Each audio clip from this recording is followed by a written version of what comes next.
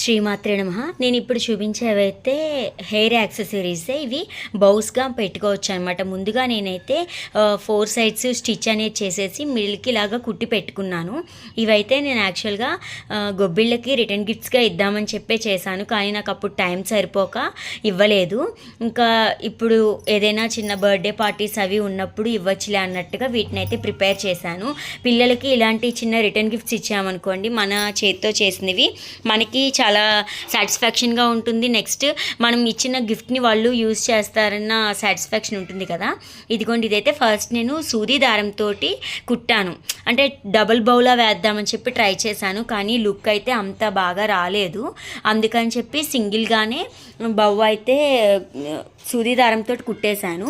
Next ఇదిగోండి, ఇలాగా సూది దారంతో బౌని టై చేసేసి లాక్ చేసేసాను. దీనికి మనం టిక్ టిక్ కానీ లేదా ఎలిగేటర్ క్లిప్కి కానీ అటాచ్ చేసుకోవచ్చు, ఆర్ఎల్స్ మనం రబ్బర్ బ్యాండ్కి కూడా పెట్టుకోవచ్చు. ఇంకా దీనికే వెనక రెక్కల్లా కూడా పెట్టచ్చు. నేను ఆల్రెడీ నా ఛానల్లో ఉంది వీడియో. ఇదిగోండి, నేనైతే ఇలాగ టిక్ టిక్ పెట్టుకుని ముందుగా క్లాత్ని అయితే చూసి ఇలాగా చేత్తోటైతే కుట్టాను.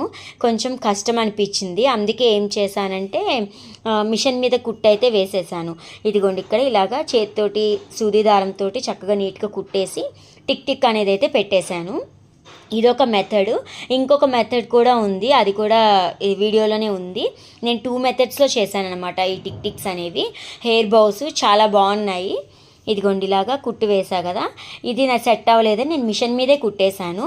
ఇలాగా బౌన్ అయితే సెట్ చేసుకుని నాట్ వేసేసాను మిషన్ మీదే ఒక కుట్టు. కానీ ఇది కొంచెం జాగ్రత్తగా వేసుకోవాలి, ఎందుకంటే మన చేతికి తగలచ్చు, పాదం కూడా సరిపోకపోవచ్చు. అందుకే నేను ఒక కుట్టు అనేది వేసాను. అప్పుడు మనకి బౌ చూసారు కదా, ఈజీగా రెడీ అయిపోయింది. తర్వాత నేను ఒక క్లాత్ని పొడుగ్గా రిబ్బన్ లాగా అయితే కుట్టి పెట్టుకున్నాను. దాన్ని కూడా ఇలాగే మిషన్ మీదే స్టిచ్ అయితే వేసేసాను. ఎందుకంటే చేత్తో కుడుతుంటే ఏమవుతుందంటే చిన్నగా ఉంటుంది కదా, సెట్ అవ్వట్లేదు. ఇదైతే చాలా ఈజీగా ఉంది. ఒకేసారి మొత్తం ఒక 8 or 10 చేసేయచ్చు అనమాట ఈ మెథడ్లో అయితే. కాకపోతే కొంచెం కేర్ఫుల్గా చేయాలి మిషన్ తోటి కదా.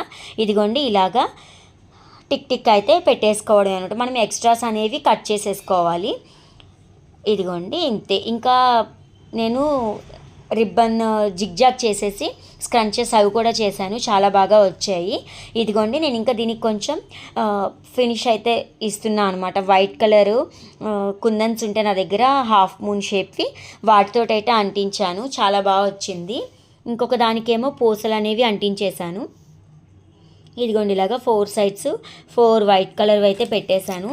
మనం ఇవి డ్రెస్సెస్కి మ్యాచింగ్ కూడా చేసుకోవచ్చు. నేను ఆల్రెడీ మా పాపకి చేశాను.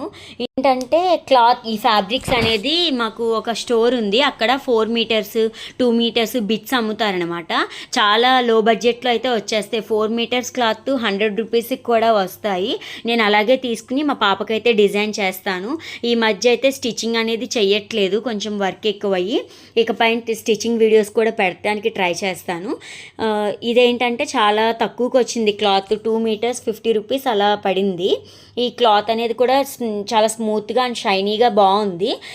అందులోనూ ఈ ప్యాస్టల్ కలర్స్ అనేది ఇప్పుడు ట్రెండింగ్లో ఉంది కదా, లైట్ షేడ్స్. ఇంతకు ముందు అయితే లైట్ షేడ్స్ ఎక్కువ ఇష్టపడేవారు కాదు, డార్క్గా ఉండాలని.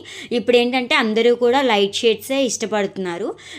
నేనైతే ఇలాంటి కలర్లోనే ఫ్రాక్స్ కుట్టమని అయితే ఇచ్చాను. ఆవిడ ఇచ్చాక నేను వీడియో కానీ షార్ట్ కానీ పెట్టడానికి అయితే ట్రై చేస్తాను.